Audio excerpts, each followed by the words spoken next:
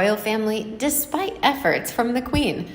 Hello and a very warm welcome to Kate Middleton and the Queen News Channel. A number of people on the internet can't seem to understand why those of us who can't stand Meghan Markle are so vocal about it. Personally, I think it's why these exact people will hold on to any excuse. Some of their go-tos being, it's racism, or they're just jealous, or my personal favorite, we're sad middle-aged women who can't possibly compete with the gorgeous Megs. Honestly, you've just got to laugh at these types of statements, because if they're looking for the receipts for what they believe are those disliking Meghan in order to reinforce their views, they won't find any. There's absolutely no factual evidence that backs up their theories. They're hopeless sugars, and they resort to bullying, stalking, and gaslighting those they disagree with. But the reality is, their arguments make no sense. They're just hot air balloons full of foul language and superiority complexes. So watch this. The next time one of the sugary sweet sugars resorts to horrible name-calling in order to bolster their violent defense of their queen, I'm going to be waiting patiently for some receipts because I want to see proof. But it's not like I'm going to be holding my breath. I couldn't care less about Markle, but I don't find it necessary to enumerate all the reasons. Instead, I'll just say that all it takes is one look at the massive rift in the royal family since Meghan showed up. Mic drop. The annoying thing about opinions is that there's no burden of proof in order to have one. It's my prerogative to dislike or like anything or anyone for any old reason. I happen to believe that Saint Meghan leaves a lot to be desired, so I don't feel the need to justify my dislike, but that's just another of my opinions. I don't try to see life through rose-colored glasses. I prefer to see things in the cold light of day, and it's plain to see that the fracture between Harry and William is brightly lit with the truth of the matter. This relationship suffered as a result of a new addition. As soon as she sauntered onto the scene, things got weird and awkward, and they haven't improved one bit since. It's a huge red flag that the timing was so precise here. So if you don't see that, I'm inclined to recommend a trip to the optometrist. We're talking about an ancient institution that has lasted through wars, disasters, outsiders, and existential threats. But as soon as Markle shows up, it all just seemed to fall away around her insistent need for attention. Just look at the chaos in her own family. Is it really a surprise that she would force the same situation on her in-laws? Water seeks its level. The Queen has done far more than anyone could expect her to do. In giving her blessing for this union in the first place, Harry and Meghan had their choice of ceremonial changes to the traditional wedding expectations for royals. They were given a wide berth and supported in all of their wishes. And yet she still can't manage to be grateful for anything they've done for her and insists on better and more, but she'll never be satisfied. Mine is not a targeted campaign against her, a claim I find ridiculous, but rather merely pointing out the obvious for anyone with eyes to confirm themselves. She wouldn't last a day out in the real world at this point, but it's worth taking a look at all of the ways she's expressed her personality disorder to inflict as much damage as possible on her latest targets. They're both bullies, and Harry's mouth in many pictures looks like some sort of angry rodent. It's weird. He's as creepy and dysfunctional as she is. There are no excuses when they've taken every public opportunity to manage to find and not try to mend, but use every attempt to blow the Queen and the royal family out of the water over and over. Truth is, no one will speak to the Montecito maggots anymore trying to shut them up. That's a no one. No celebs, no non-celebs. People want nothing to do with their childish crap, and they completely admitted to living off of lawsuits, so they recycle lies that they can't keep straight anymore.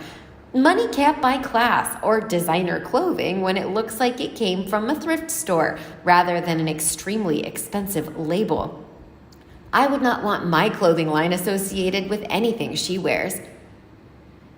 As I've also shared in my previous videos, Meghan never wanted to be a member of the royal family. It was never going to happen, not only because a life of unpaid public service was her worst nightmare, staying was never in the master plan.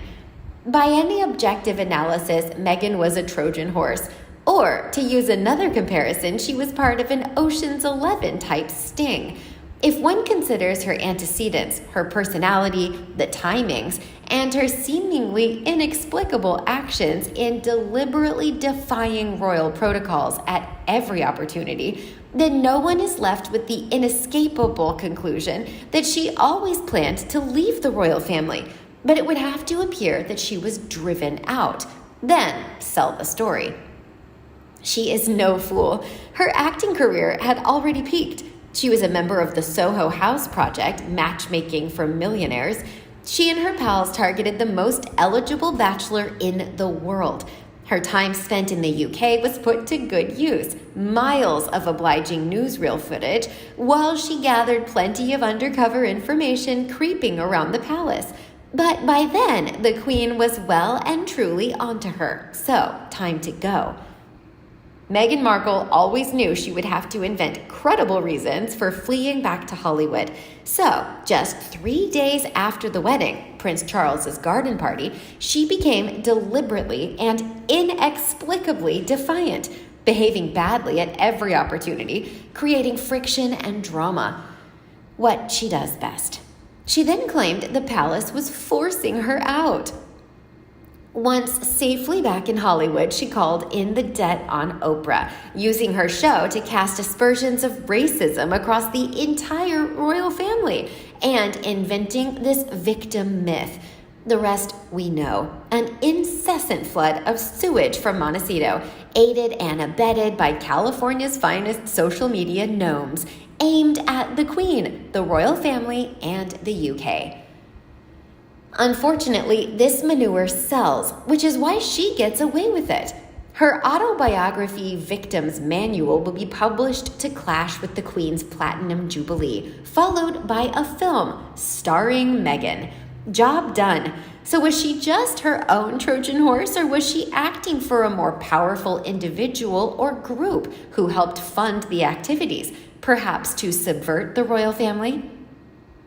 Plus, she was deliberately defiant at every opportunity, thereby creating friction and drama with the help of powerful people, such as Hillary Clinton, Hillary Clinton's presidential campaign manager, Oprah Winfrey et al., multiple anti-monarchists, 3 PR firms, and many others. She knows anything she does will reflect badly on Her Majesty, and she will not take the heat. The Queen will be blamed. But this is where she was wrong. The general public can see through their little scheme. We are therefore not going to blame the 95-year-old grandmother. It's all on Harry and his Trojan horse. There is no room to maneuver for a greedy, selfish, individualistic social climber in a long-established and respected family business. It would have made her angry, frustrated, and depressed, because the untold riches she dreamed about were never going to be within her reach. I believe that explains all. 3 days after the wedding, she made Charles's garden party all about her. Her new husband got stung by a bee during his speech, and she laughed. That shows her lack of empathy for the entire family. She was now in so she could be herself. No respect, no heart, and no scruples. Let me say to you, for years, she had watched The Princess Diaries and other similar movies and was confident she knew everything about royal life and would be successful. It didn't take her long to realize she was way out of her depth. Rather than listen and learn, she started creating drama. No one needed to say anything. She brought it on herself. I can't imagine how inadequate she must have felt around Catherine. In the beginning, she liked the idea, but found walking behind the Queen, Camilla, and Catherine more than her ego could take. I believe she expected equal billing and ideally slot in as the next Diana. When it became obvious that this wasn't going to happen, that the doors of Kensington Palace were shut in their faces because of her treatment of staff, that she wasn't getting a wing of Windsor Castle. And she was losing staff at unprecedented levels, and the word was getting out that she was in fact Duchess Difficult. She decided to make contacts with people in America regarding interviews and Netflix and so forth. Then all she needed to do was to convince her husband that she was suicidal and headed the way his mother went, and away they went. She sees Harry as her meal ticket. She divorced her first husband because she saw Harry was a bachelor with money and a title beneath his name. She has no class whatsoever. Diana was the daughter of an earl and conducted herself as a lady at all times. Meghan thinks the world should revolve around her selfish, self-centered little self. She knows that if she ever tried to divorce Harry, he would get the kids and take them back to his England home with the Queen and never see her kids again. Once she figured out that she and Harry are far from the throne, since William and Kate, along with their 3 children, are next in line if Charles doesn't make it to the throne or dies while he's on it, she's successfully ripped the family apart. She's a royal pain. What about you? Do you agree with us? Please continue to discuss Meghan and Harry with us below in the comments, and we also talk about them. Don't be afraid to click subscribe button to not miss any new videos from the new version of Kate Middleton and the Queen News team. Again, thank you for watching. Goodbye, and we'll see you tonight.